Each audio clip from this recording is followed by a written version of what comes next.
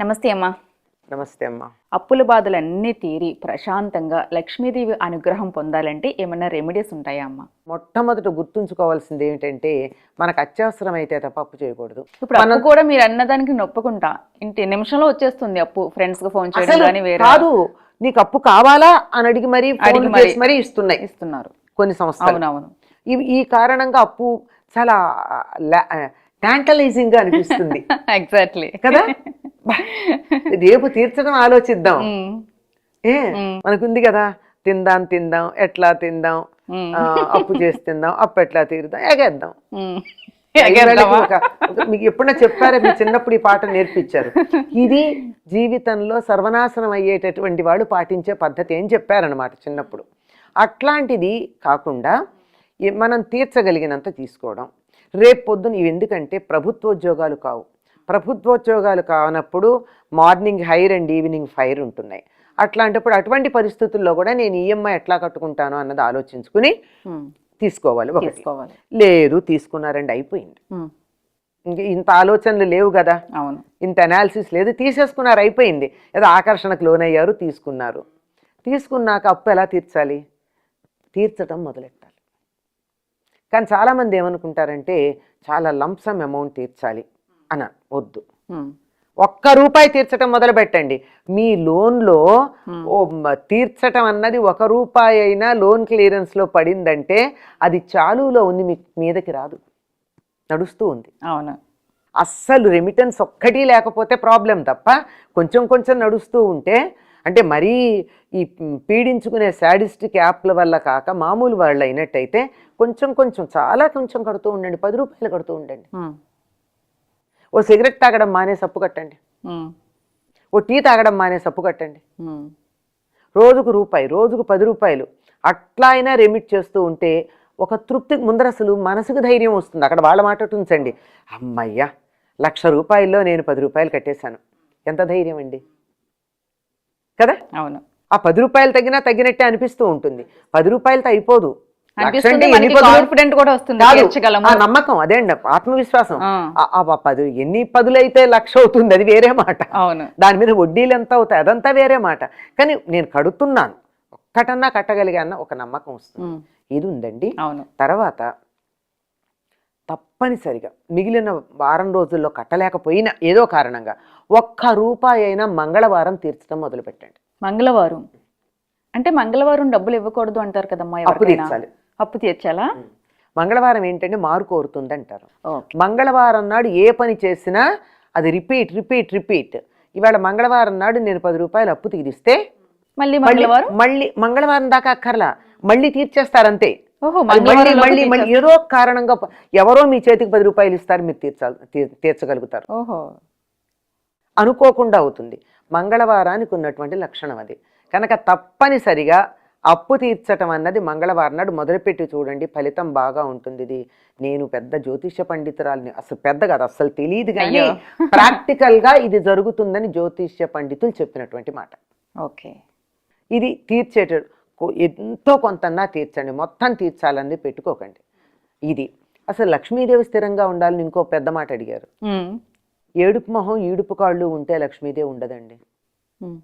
అంటే నాకు దగ్గర ఏమీ లేదని ఎప్పుడు దీనానాథ్ మొహం పెట్టుకుని ఉండడం, ఏం చేస్తానండి అయిపోయిందండి అని ఈడుపుగాళ్ళు అంటారు. పని చేయమంటే ఉత్సాహంగా చెంగుని లేవలేరండి, కూర్చున్న చోట నుంచి లేవలేరు చాలా మంది కదా. కబుర్లు చెప్తారు ఇప్పుడు. అసలు నీరసం మనసుకు సంబంధించింది, శరీరానికి సంబంధించింది కాదు. అది ఉన్న చోట లక్ష్మి ఉండదండి.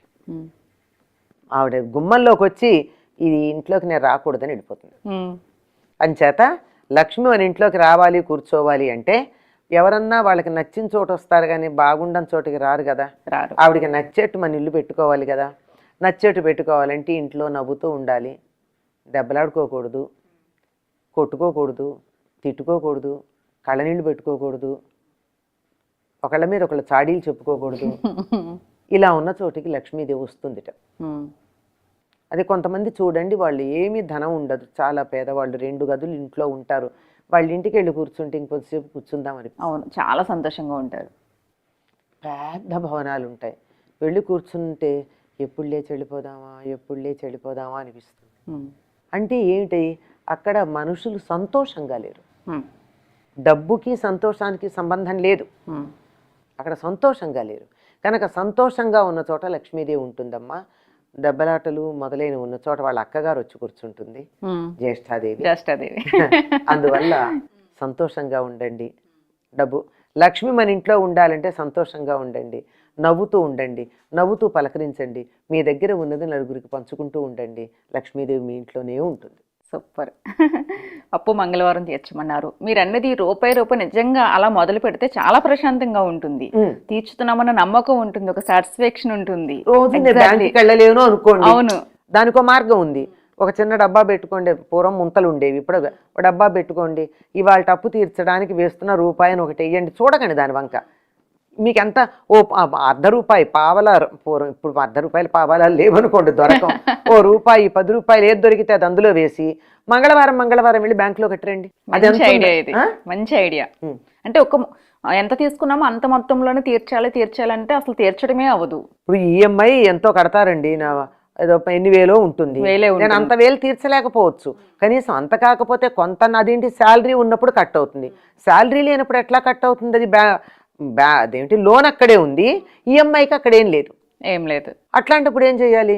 ఇలా పెట్టుకుని ఏదో ఒకటి, మేము బతుకుతున్నారు కదా ఏదో రకంగా, వేరే చేబదులు చేశారో, అమ్ముకున్నారో, ఏం చేసుకున్నారో తెలియదు, బతుకుతున్నారు కదా, ఇంకెక్కడో ఉన్నది వాడుకుంటున్నారు.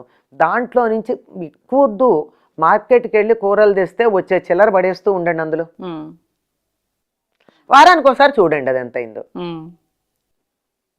తీసుకెళ్ళి కట్టేసేయండి. ఇది ప్రాక్టికల్ వే. నేను ఇప్పుడు ఆధ్యాత్మికంగా తంత్రం చెప్పట్లా, మన నిత్య జీవితంలో ఆచరించవలసినటువంటి విషయం చెప్తున్నాను. ఇలా కొంతమందికి వర్కౌట్ అయిందమ్మా, ఈ రకం ఆచరించగలిగిన విషయం కూడా ఆచరించగలిగింది. అంటే చిన్న లాజిక్ లానే అనిపించవచ్చు, కానీ చేస్తే మాత్రం మంచి రిజల్ట్ వస్తుంది. ఇప్పుడు ఐస్ క్రీమ్ తినాలనిపించింది నాకు, అప్పులు ఉన్నాయి, ఐస్ క్రీమ్ తినడం దేనికి? దానికి ఖర్చు పెట్టే ₹25 ఐస్ క్రీమ్ అనుకుని అందులో వేయండి. అంటే నోరు కట్టుకోమని చెప్పట్లేదు, ఉదాహరణకి చెప్పాను. అదే ఉదాహరణకి. ప్రాణం తీసుకునే కన్నా ఇది నయం కదా, చాలా బెటర్. కౌన్సిలింగ్ సెంటర్స్కి వెళ్ళి వేలు ఖర్చు పెట్టుకునే కన్నా ఇది నయం కదా. నయం కదా.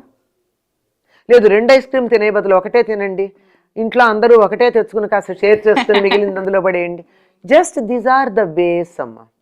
ఇలాంటి చిన్న ప్రాక్టికల్ విషయాలు తెలియక చాలా బాధేస్తుంది. ఇంతమంది ఆత్మహత్యలు చేసుకున్నారని, డిప్రెషన్లోకి లోన్ అయ్యారని వింటున్నప్పుడు మనసుకు కష్టం కలుగుతుంది. అవునమ్మా. ఇంట్లో పెద్దవాళ్ళు లేరా, వీళ్ళకి మాదిరి సలహాలు చెప్పలేకపోయారా అని బాధ కలుగుతూ ఉంటుంది. అందుకని మీలాంటి వాళ్ళ ద్వారా ఇంత మంచి మంచి మాటలు తెలుసుకుంటున్నాం. ఇది మీకు మనకి ఎవరికన్నా ఉపయోగపడితే నేను సంతోషిస్తానమ్మా. తప్పకుండా ఉపయోగపడినా నాకు నేను హ్యాపీ అవుతాను. ఇలాంటి చిన్న చిన్న టిప్స్ తీసుకొని చక్కగా అప్పులు తీర్చుకుంటే లక్ష్మి సంతోషంగా, అప్పులు తీరిపోతే మనం కూడా ప్రశాంతంగా సంతోషంగా ఉంటాం. ఆటోమేటిక్గా లక్ష్మీదేవి మన ఇంట్లో ఉంటుంది. సూపర్గా చెప్పారమ్మా, నమస్తే.